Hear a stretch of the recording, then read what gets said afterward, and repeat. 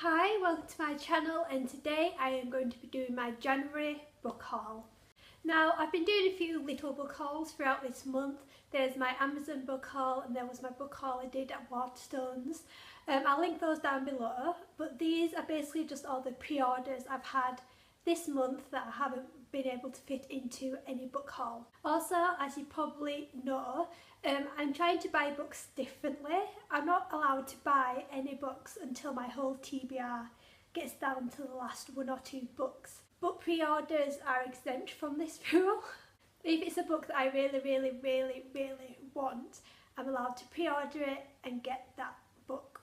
So that's why I've got quite a few books in this TBR. I think there's about 8 altogether.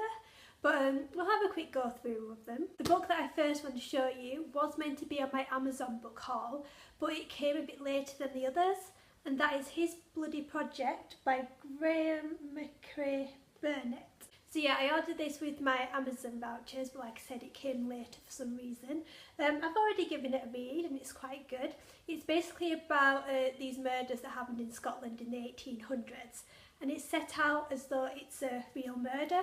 So you've got eyewitness statements, the doctor's statements for when he examined the bodies, and the chunk of this is the confession from the murderer. Now, when I first read it, I expected it to be a non-fiction, but then obviously it's been up for Fiction Awards, so it is a fiction book.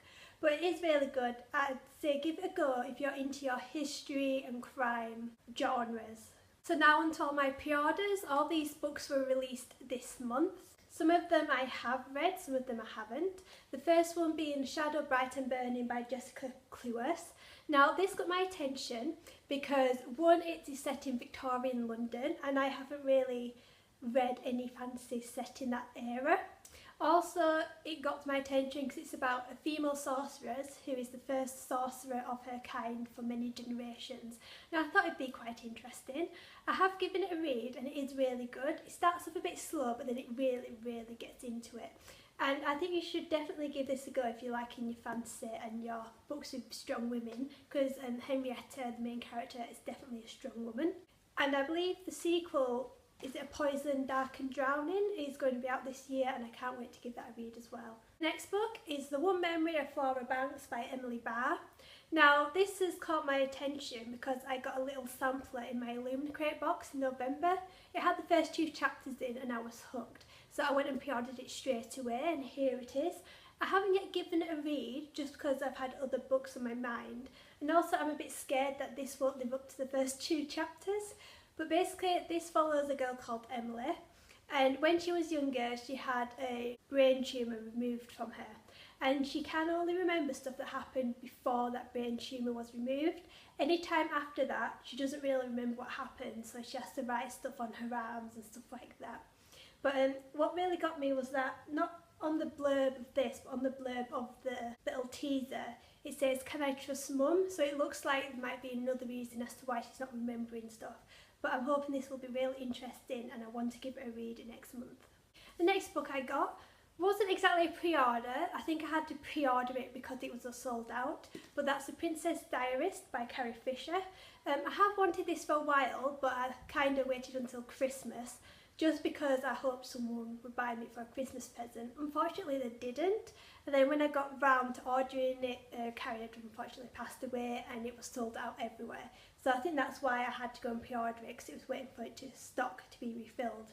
But this is basically Carrie Fisher's memoir of filming the Star Wars movies, except it's not exactly what I thought. If you're wanting it to be just a memoir of all the movies, don't buy it, because it only really covers, well, from the actual making of Star Wars, it only covers her affair with Harrison Ford, which I was a bit annoyed at.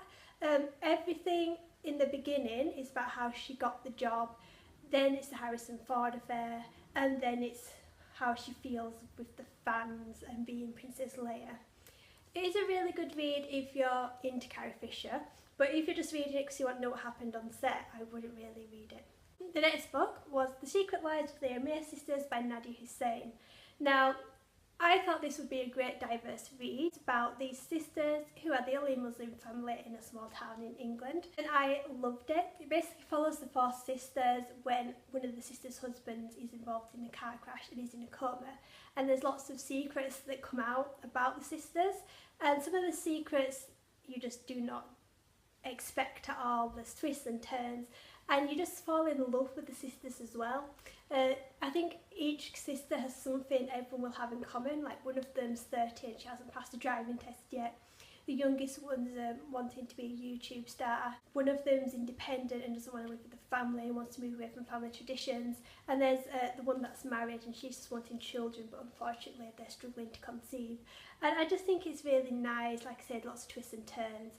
I would say give this a read. And I also did a review, which I will link down below. The next book I got was The Nix by Nathan Hill.